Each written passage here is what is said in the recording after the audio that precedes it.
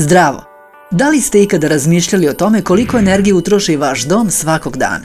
Energije za grejanje, za veštačko provetravanje i za sve vaše električne uređaje.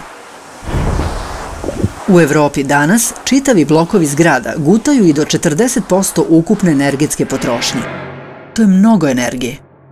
Zato moramo da obratimo pažnju na naše domove, da unapredimo način na koji energiju koristimo.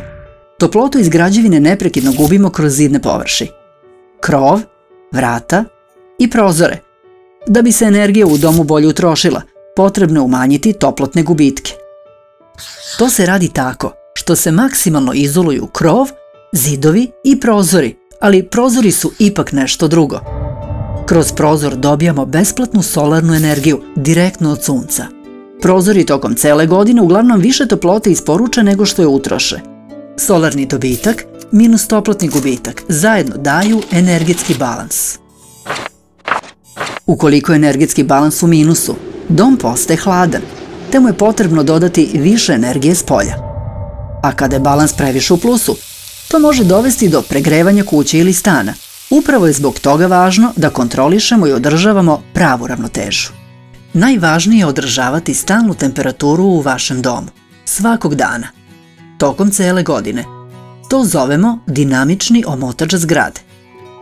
Ali kako to energetski balans funkcioniše u praksi?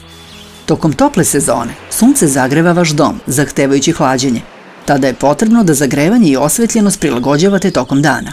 A u večernjim satima vi ventilacijom kreirate prirodno hlađenje uz puno svežeg vazduha. U hladnoj sezoni potrebno je da dom ostane ugrejan i noću.